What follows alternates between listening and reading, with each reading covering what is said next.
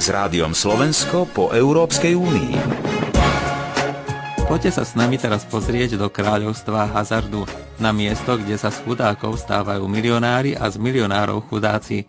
Le Casino de Monte Carlo je najstarším kasínom v Európe. Odolať mu nevedia milionári, šejkovia, politici, športovci, ale ani turisti, pre ktorých je kasíno povinnou zastávkou na ceste za poznávaním maličkého monackého kniežatstva. V rámci seriálu s Rádiom Slovensko po Európskej únii, ktorý pripravujeme s informačným centrom Úradu vlády, navštívila perlu svetových kasín Miroslava Ábelová. Vydajte sa teda spolu s ňou na prechádzku miestom, ktoré je snom hráčov a postrachom odporcov hazardu.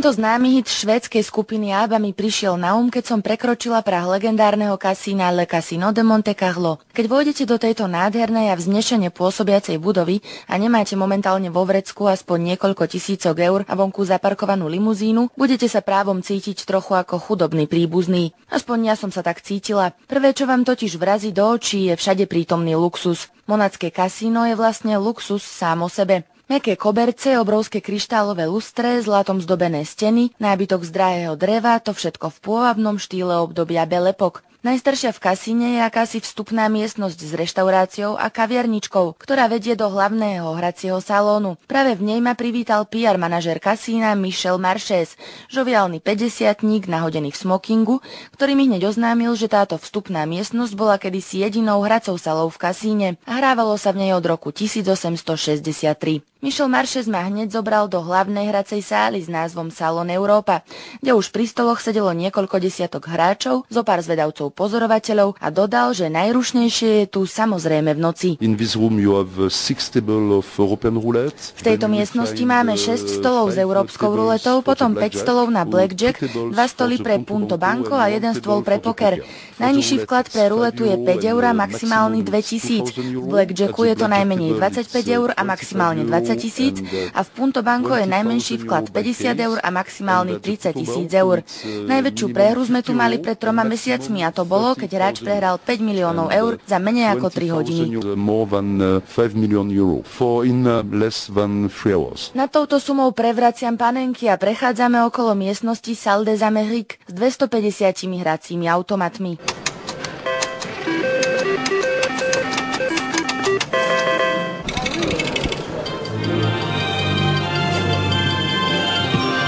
A sme v salon privé, v privátnom salóne, kde hrávajú tí, ktorým už ide o viac ako o niekoľko stoviek. Je zariadený v napoleonskom štýle a je naozaj prekrásny. Počas Formule 1, ktorá bola minulý víkend v Monaku, otvorili v kasíne ďalší, úplne novúčký privátny salón, kde môžu hráči hrať priamo na terase s výhľadom na more. Výhodou hrať v tejto miestnosti je to, že výška minimálneho a maximálneho vkladu je tu iná ako v spoločnej sále. Využívajú ho hráči, ktorí nechcú byť na očiach iných ľudí. A potom toto miesto je také pekné, že jednoducho milujú byť tu. Nachádza sa tu aj výťah, ktorým sa zväziete o poschodie nižšie, do kabaretu, kde môžete obdivovať čarovné tanečnice, ako vystrihnuté z francúzskych burleskných čias. A je tu aj tajný východ, tunel, ktorým sa dostanete priamo do luxusného Hôtel de Paris, keď nechcete, aby vás videli vychádzať z kasína. Tento koridor prechádza cez ulicu a môžete ísť priamo z hotela do kasína špeciálnym vchodom. Či sa používa často? Absolútne. Nie každý deň, ale...